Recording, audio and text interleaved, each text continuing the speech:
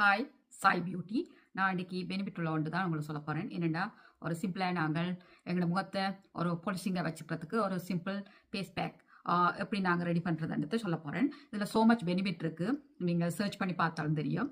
நான் சொல்ல போகிறது முத்தானி மட்டி. முத்தானி மட்டி வந்து நீங்கள் டெய்லி யூஸ் பண்ணக்கூடாது.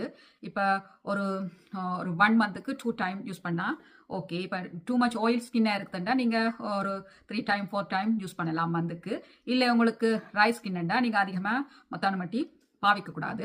ஆனால் இது பாவிச்சா உங்களோட முகத்தில் என்ன சொல்கிறது, ஒரு சிம்பிள் ஃபேஷியல் செய்த மாதிரி ஒரு பிரைட்டனிங் இருக்கும்.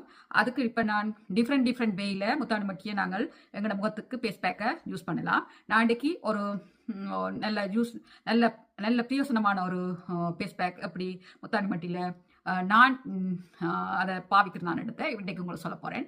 அதை விட இப்போ நீங்கள் முத்தானி மட்டியோட ரோஸ் வாட்டர் ஆட் பண்ணி முகத்துக்கு அப்ளிகேஷன் கொடுக்கலாம். மற்றது multani mitti rose water aloe vera gel add பண்ணி நீங்கள் ஃபேஸ் பேக் கொடுக்கலாம். மற்றது இப்போ நான் இப்போ என்ன செய்ய போகிறேன்டா, முத்தானி மட்டி அண்ட் முட்டை வெள்ளைக்கரு அண்ட் தயிர், இந்த 3ஐயும் ஆட் பண்ணி தான் இன்றைக்கி ஃபேஸ் பேக் செய்ய போகிறேன். அதில் ஸோ மச் பெனிஃபிட் இருக்குது. நீங்கள் முத்தான மட்டியை நெடுக, அதாவது டெய்லி யூஸ் பண்ணாதீங்க. நீங்கள் இப்போ மந்த்துக்கு 2 டைம் 3 டைம் ஓகே. ஆனால் இது நீங்கள் செய்கிறதால உங்களுக்கு பிம்பிள்ஸ்கள் வராது. மற்றது முகத்தில் உள்ள தேடுகள், ஓயிலால் எங்களோட முகத்தில் உள்ள தேடு எல்லாம் எடுக்கக்கூடிய நல்ல ஒரு பெனிஃபிட். ட்ரை பண்ணி பாருங்க. இப்போ நான் அதை என்னென்று நான் மேக் பண்ணி இந்த ஃபேஸ்க்கு அப்ளிகேஷன் கொடுக்குறத இப்போ உங்களுக்கு காட்டுறேன். ஓகே, நான் 2 ஸ்பூன் முத்தான மட்டி எடுத்துருக்கிறேன். இதோட